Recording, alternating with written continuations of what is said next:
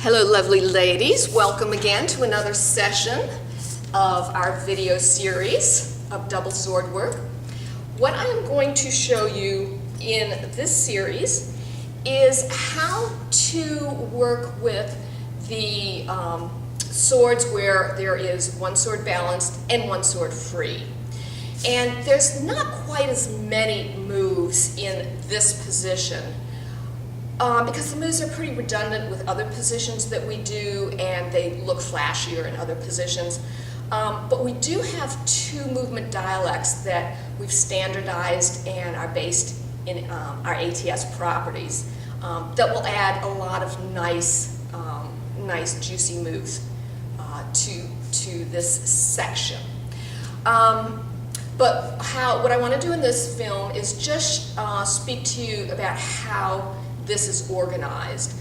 So what we have is I want to go over the beginning of transitioning into this position, one sword balanced, one sword free. And then the organization is going to be, there's one embellishment and two ATS moves that we're going to use as traditional moves as we do go in and out of the two other moves that are movement dialect. And I will show you those in two other videos. But I'll show you the standard moves and the transition getting into it. I'll go over that again in this video. So to start, we are in our swords and arms position, and we know that we're going to cue going into the free position by bringing our arms into the center with our left hand behind our right. We don't have any moves in ATS that comes into our center, so we definitely know that this is going to go into the free position. This is the cue. We're going to take our forward sword, our right sword, and we're going to just flip it over and bring it overhead to the overhead position. After that, we're going to take our left sword, flip it over, and bring it in front of the right sword. We always want it in front of the right sword because of the way we're going to end up balancing. So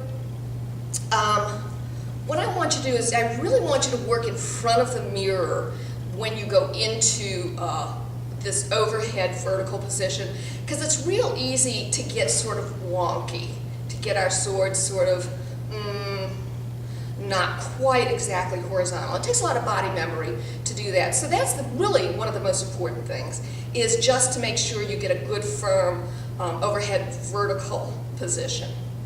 Then to go into the one sword balanced, we're going to give a little pulse, just like we would give a flick of the wrist if we went into the propeller turn. Going to give a little pulse and then bring down the right sword. The right sword is always balanced first, and it's balanced towards the back of the head. And I usually like to do a Taxim while I'm balancing, so that it takes the attention of the audience away from a dancer just standing there balancing.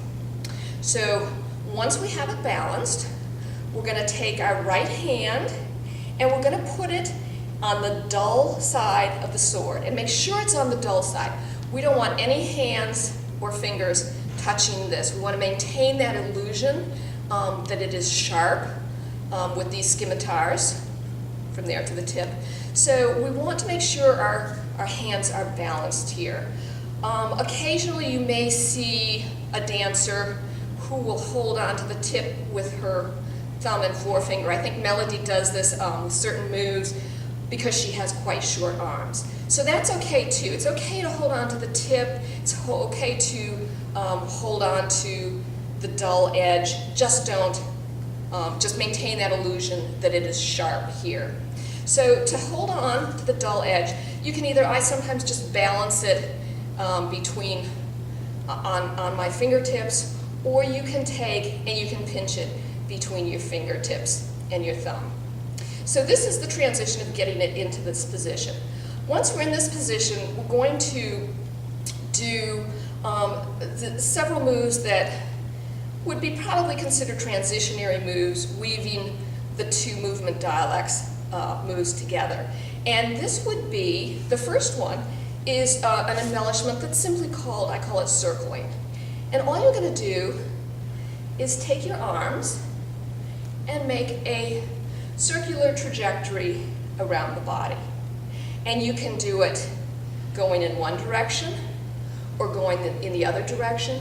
But it's just a beautiful wide movement of the sword, a nice flashy thing to weave the moves together.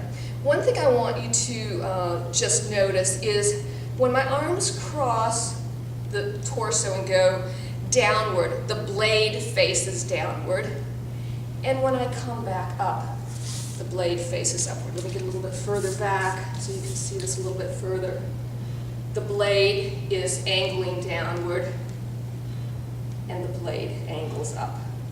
So this is just circling. Very simple, very easy to do, and it looks beautiful.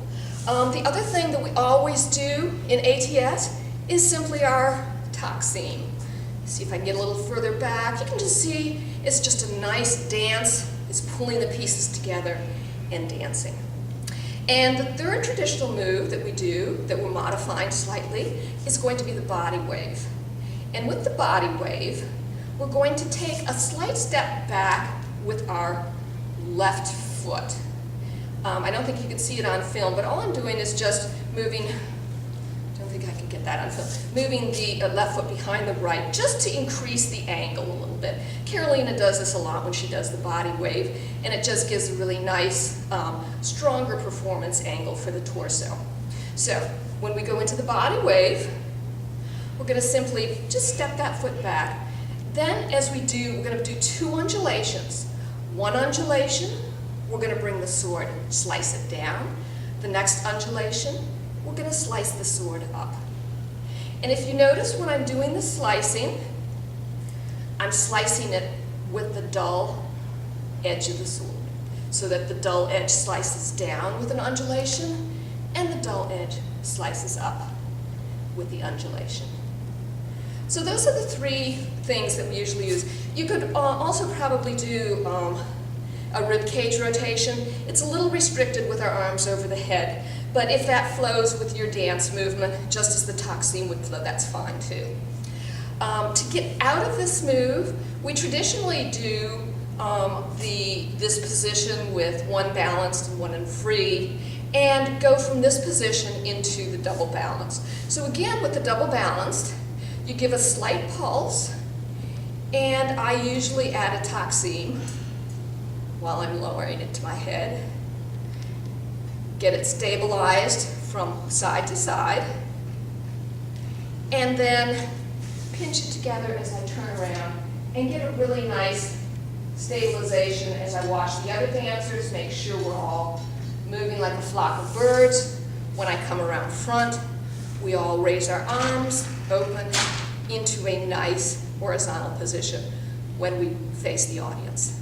So that's how we get into and out of the position of one sword balanced and one sword free. And those are going to be the moves that weave in and out the next moves I'm going to show you. Thank you.